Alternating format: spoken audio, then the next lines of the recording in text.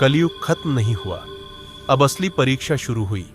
धरती शांत है, इतनी शांत कि डर लगता है। हवा चल रही है लेकिन उसमें जीवन नहीं है, सिर्फ राख है, जली हुई मिट्टी की गंध है और उन सपनों की राख जो इंसान ने कभी पूरे ही नहीं होने दिए।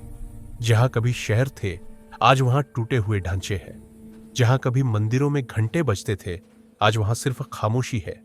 प्रलय गुजर चुका है, आग थम गई है, पानी उतर चुका है, आसमान साफ है, लेकिन इंसान अभी साफ नहीं हुआ, क्योंकि प्रलय का काम मारना नहीं था, उसका काम था सच दिखाना।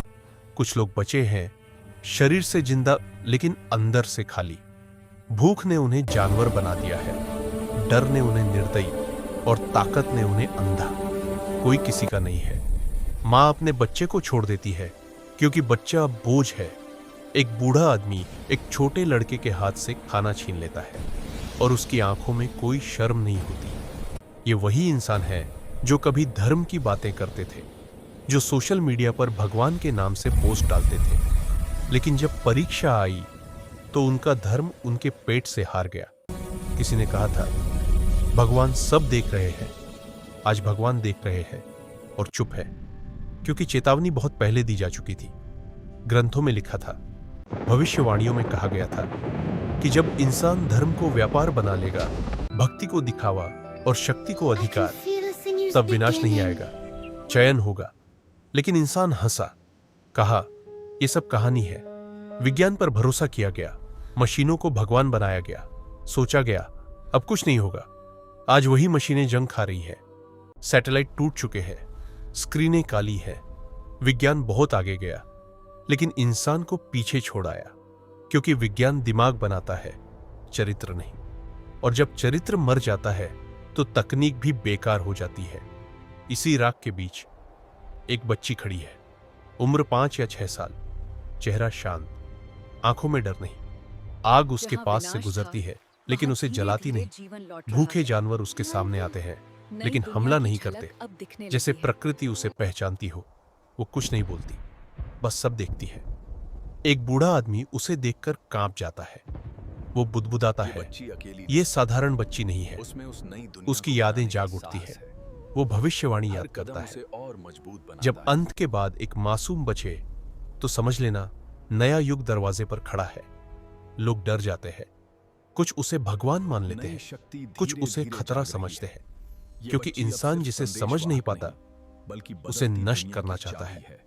बच्ची घुटनों के बल बैठती है, अपना हाथ धरती पर रखती है।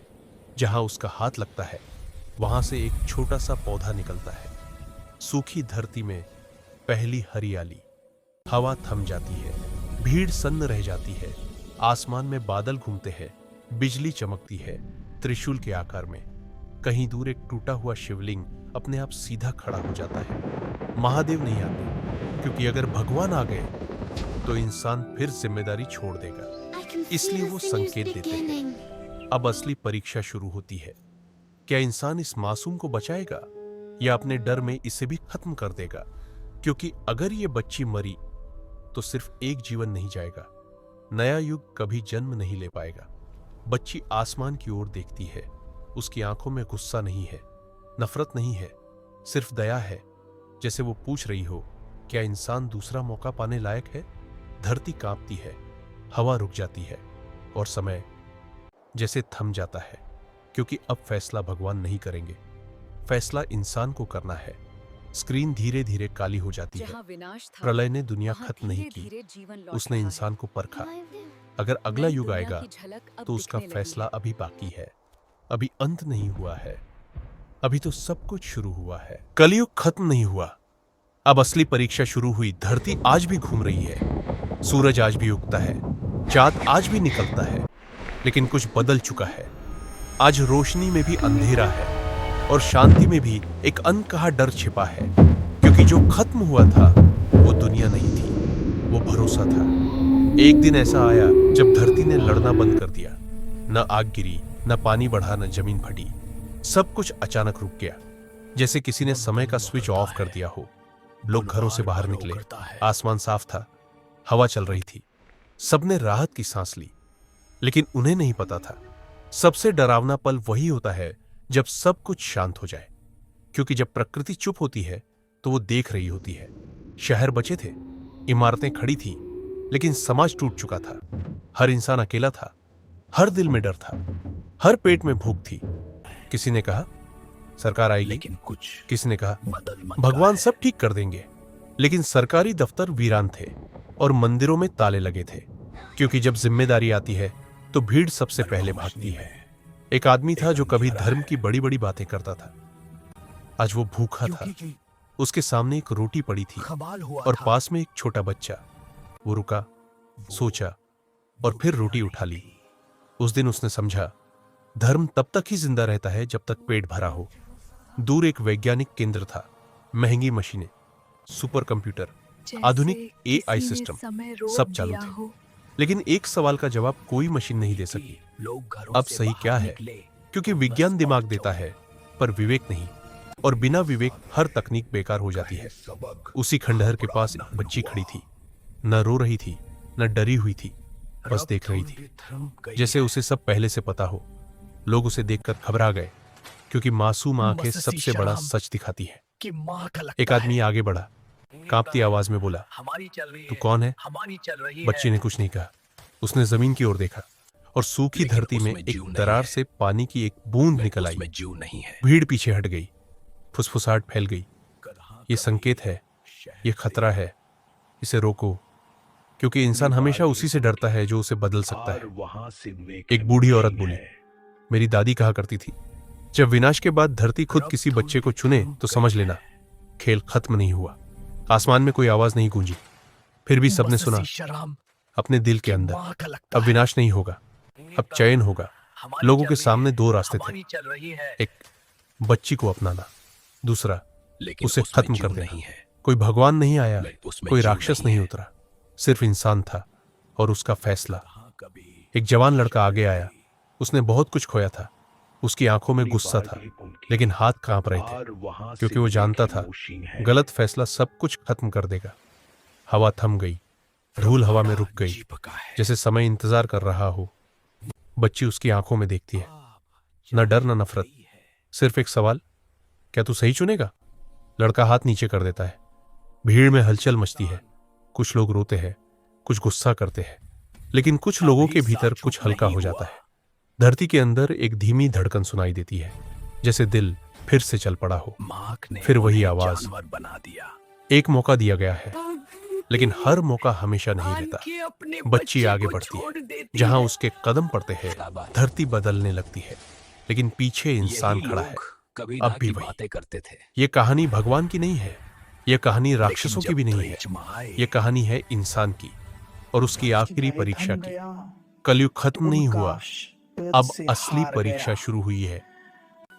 धरती अब भी कांप रही है, लेकिन यह कंपन प्रलय का नहीं है, यह कंपन है एक निर्णय का। हवा रुकी हुई है, जैसे पूरी प्रकृति सांस रोके बैठी हो। लोगों की भीड़ उस बच्ची को घेर कर खड़ी है। कोई आगे नहीं बढ़ रहा, कोई पीछे नहीं हट रहा। डर और उम्मीद दोनों एक साथ। एक आदमी चिल्लाता है, अगर यही नई दुनिया की शुरुआत है तो पहले इसे खत्म करो। भीड़ में हलचल होती है, क्योंकि इंसान को जब समझ नहीं आता तो वह नष्ट करना चाहता है। बच्ची सब सुन रही है, लेकिन उसका चेहरा शांत है, ऐसा शांत जैसे वह इंसानों से बहुत पुरानी हो। वह धीरे से बोलती है, पहली बार। उसकी आवाज ऊंची नहीं है, पर हर दिल तक पहुंचती है। मैं तुम्हें बचाने नहीं आई, मैं देखने आई हूं। जो चेतावनी भीड़ सन्न रह जाती है, देखने कि तुम बदलने लायक हो या नहीं। एक बूढ़ी औरत रोती हुई आगे आती है, उसके हाथ कांप रहे हैं। वह कहती है, हमसे गलती हो गई बच्ची, हमें माफ कर दो। बच्ची उसकी ओर देखती है, आंखों में दया है, लेकिन भरोसा नहीं होगा। माफी बदलाव के बिना बेकार होती है। धर्म मजाक बनेगा, भीड़ में एक युवक चिल्लाता है, हम क्या करें, हमारे पास कुछ नहीं बचा। बच्ची जमीन की ओर देखती है, जहां राख है, टूटी चीजें हैं, जले हुए सपने हैं। वह कहती है, शुरुआत हमेशा खालीपन से होती है, तभी जमीन फिर कांपती है। लेकिन इस बार डर से नहीं, दूर कहीं पहाड़ के पीछे आसमान लाल होने लगता है। कोई कहता है, फिर से प्रलय आ रहा है। बच्ची सिर हिलाती है, नहीं, ये आखिरी चेतावनी है। आसमान में बादल गिरते हैं, बिजली चमकती है, लेकिन गिरती नहीं। ड्रामा मत करो। एक आदमी चिल्लाता है, अगर तू भगवान है तो हमें बचा।